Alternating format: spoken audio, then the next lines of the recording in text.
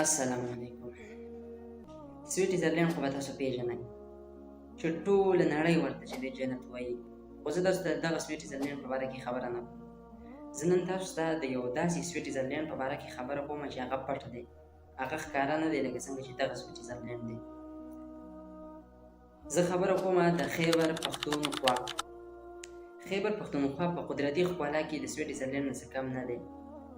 د سویټزرلینډ رقبه د خیبر پښتونخوا نه کمه ده. دغه شان د سویټزرلینډ آبادي چې ده هم د خیبر پښتونخوا نه کمه ده. خو که موږ د سویټزرلینډ قومي ګټې ته وګورو نو هغه د پاکستان نه 3 چنده بلکې 4 چنده چې دی هغه سیوا ده. په دغه ګټه کې ورته یوه لویه برخه چې د هغه ورته د سیلانیانو د وجې نه ورځي، یعنې سیلانیان هلته ځي نو هغوی ته دغه د سیلګرو نه یوه لویه ګټه چې دی حاصلېږي. نو اوس سویټزرلینډ ولې دومره مخکې دی او خیبر پښتونخوا ولې دومره وروسته ده؟ اصل کې خبره دا ده چې تشه ښکلا چاته فایده نه ورکوي تر هغې پورې چې په دغه ځای کې سیلانیانو ته هر ډول اسانتیانې جوړې شي او پکې ته امن نه وي. دا دوه څیزونه دي چې امن پکې دی او سیلګرو ته څه اسانتیا وي، نو هله به چې دی هغه ځای تاسو له فایده درکوي. کنې وګورئ خپل خیبر پښتونخوا ته. نړیوال لومړني جنګ نه وروسته سویټزرلینډ په خپلو وسایلو باندې کار وکړو. د فوج او د ټمبم په ځای باندې هغه د خپلو وسایلو باندې کار وکړو. هلته کې ته غرونه دي، د کروندې ځمکه پکې ته ډېره زیاته کمه ده، نو هغې پکې ته ځمکې جوړې کړې، اوبه پکې ته سیوا دي، نو هغې ته یې چې دی بندونه جوړ کړل، خپل د ځنګلونو حفاظت وکړو. زمونږ په شانتې نه وسېزله نه یې چې دی کټ کړل،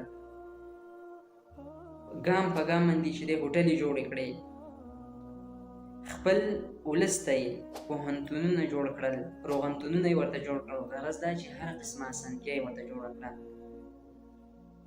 نو ځکه نن هغه د هېواد په سر باندې چې دی یو جنت ګڼلی کېږي او ولس ډېر زیات چې دی خوشحاله ژوند تېروي.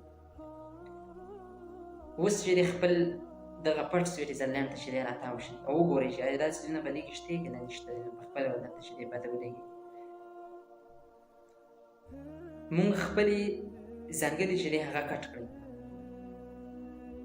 او چې کومې پاتې وي نو هغې ته چې دی اورونه ولګول، هغه چې دی وسوځول. ټوریزم سپاټ چې دی هغې ته سړک نشته دی، امن چې دی دلته کې ته نشته دی. خپل د دې هېواد یو وګړی چې دی هغه نشي تللی په امن سره، په یارې او په ترهې سره چې دی ګرځي را ګرځي. نو چې د دې ځای یو وګړی چې دی هغه ته امن نشته دی، نو د بهر نه به څوک چې دی په ډاډه زړه باندې راشي دلته کې د سیل دپاره. نو بس دغه خبرې دي که چېرته دا زموږ په خیبر پښتونخوا کې وې، امن پکې ته وې، کوم د ټوریزم سپاټ چې دی هغې ته چېرته روډونه چې دی وتې وې، سیلانیانو ته هر ډول اسانتیا جوړه شوې وې، هوټلونه ځای په ځای جوړ شوی وې، د دې ولس دپاره د دې عوام دپاره پوهنتونونه جوړ شوي وې، روغتونونه جوړ شوي وې، نو دا به هم خوشحاله قوم. خو دغه پکې ته نشته دی، نو په دغه وجه باندې چې دی نو خیبر پښتونخوا یو پټ سویټزرلینډ چې دی هغه پاتې دی. په دغه وجه باندې چې دی نو خیبر پښتونخوا وروسته پاتې دی. نو زما امید دی چې په دغه خبرو باندې به تاسو پوه شوي دي. ماله اجازت راکړئ د لوی الله په امان.